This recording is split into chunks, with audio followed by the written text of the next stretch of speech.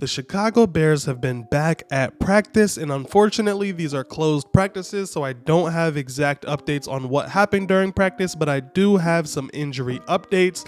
The best news of the day is that Tremaine Edmunds, Bears star middle linebacker acquisition this past free agency, was finally back at practice after missing several weeks of training camp. The Chicago Bears are obviously putting him in a ramp up period, meaning he's not going to be a full participant. He's slowly going to get worked back in. They won't rush it. He still has to get back up to game speed and back up to game conditioning. But nonetheless, amazing news to hear that Tremaine Edmunds is finally back healthy again, as some people were a little bit worried, but Eberflus remained persistent that it was nothing super serious to be concerned about.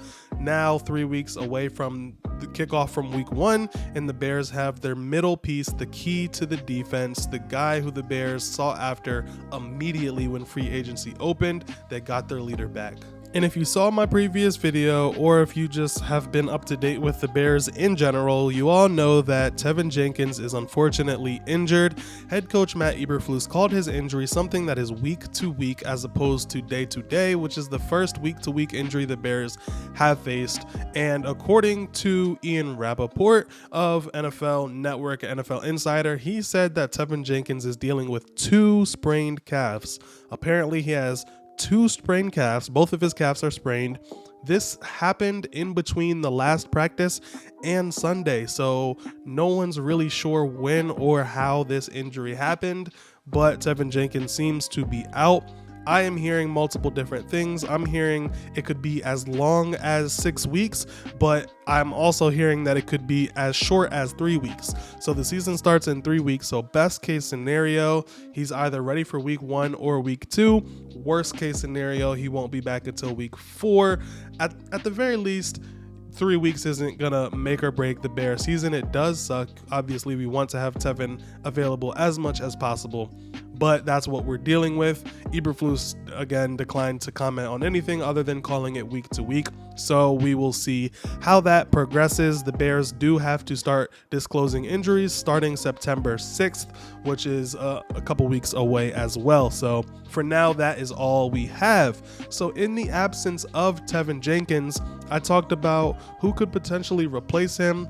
I said I wanted to see Ja'Tyre Carter. However, the Bears are going with veterans. So what the Bears have been doing in the past 2 practices is they moved Cody Whitehair to left guard and put Lucas Patrick at center. So apparently Lucas Patrick is finally healthy again. He's missed about a week or 2 of training camp. They're slowly ramping him back up. So Doug Kramer got a lot of reps at today's practice, but once he's fully healthy, Lucas Patrick is going to be the starting center, and Cody Whitehair, who is also dealing with a hand injury, which Eberflus said was not serious. Cody Whitehair will be back at left guard where he was last year to replace the injured Tevin Jenkins, and it's looking like that is going to be the starting offensive line week 1. Now, the other upsetting news from today's practice, hopefully it's nothing serious, but Bears star rookie right tackle Darnell Wright was seen limping off of the field during practice. Apparently he's dealing with something going on with his ankle, and when asked about it, head coach Matt Eberflus said he had no details on it. I'm not even sure if he really knew that he was hurt to begin with, so we have 0 details on that. Hopefully it's nothing serious. Hopefully we get to see Darnell Wright week 1. Everybody's excited to see him, and more importantly, we need him to protect Justin Fields. If it is something that is kind of serious, semi-serious, something that he's going to miss a game or 2 for, at least Larry Borom has been one of the best offensive linemen throughout training camp and preseason as far as that backup position. In the 2 preseason games, Larry Borom graded out. I hate using PFF, but it's just, it's just what people use. But Larry Borom graded out as the highest tackle on PFF throughout preseason. Obviously, starters aren't playing that much, so don't take it too serious. But for what it's worth, who he was facing, he's been looking pretty good. So once again, hopefully Darnell Wright doesn't have to miss too much time. Maybe if it's something where he misses the next few games and doesn't have to play the preseason game, then so be it. It sucks. You don't want to hear it, but we got to do what you got to do, and you don't want him to be injured during the season.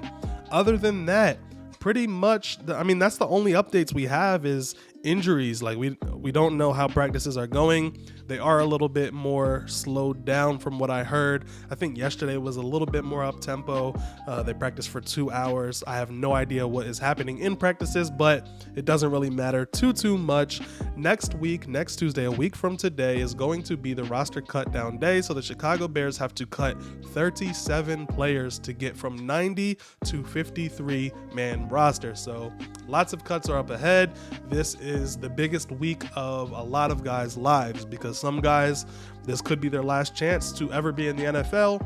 Other guys, they could be auditioning for another team. Other guys are auditioning for the practice squad. So this week is a huge week for a lot of end of roster / backup guys for the Chicago Bears. There are still competition battles going on.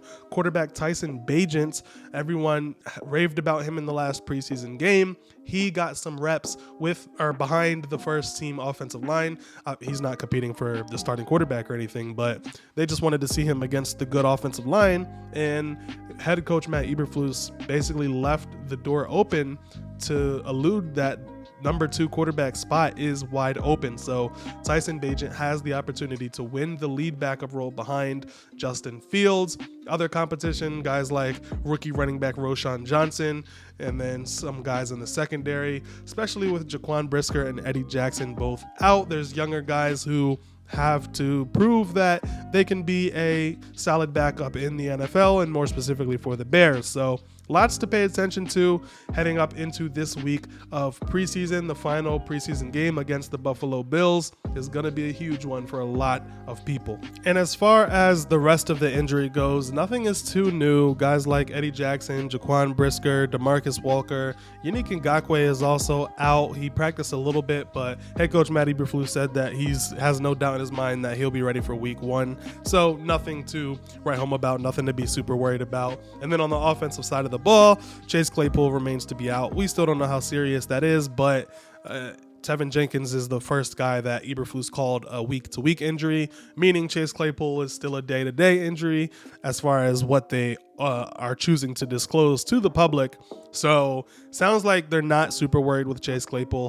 Hopefully he's ready to go week 1, because we need everybody we can possibly have healthy against that team up north. So we'll see, man. We'll see how everything shakes out. A lot of Bears fans are kind of melting down and freaking out over Darnell Wright hurting his ankle or whatever the case may be. And I just like to remind people that throughout the NFL, there are teams where guys are tearing ACLs, popping their Achilles tendon, getting carted off the field, getting concussions, getting all these serious injuries, out for season.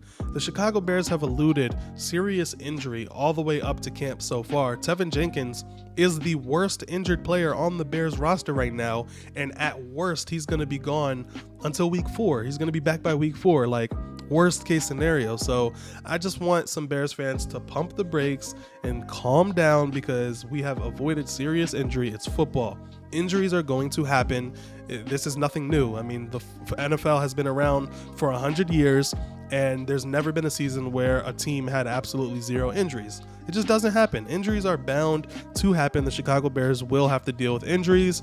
It is what it is. So let's just be thankful that so far nothing has been serious, and let's just keep praying that nothing is serious. So if you enjoy these type of breakdown videos, these update videos that I'm bringing you guys with all the information that I have, feel free to subscribe, drop a like, and drop a comment. Let me know how you guys are feeling about the situation. Let me know how you guys are feeling about Lucas Patrick moving to center and Cody Whitehair moving to left guard, or just let me know whatever you want to let me know. Drop a comment. Let's get a conversation going. And if you don't have your full dose of Bears, click on one of my previous videos throughout training camp, and I'll see you guys there.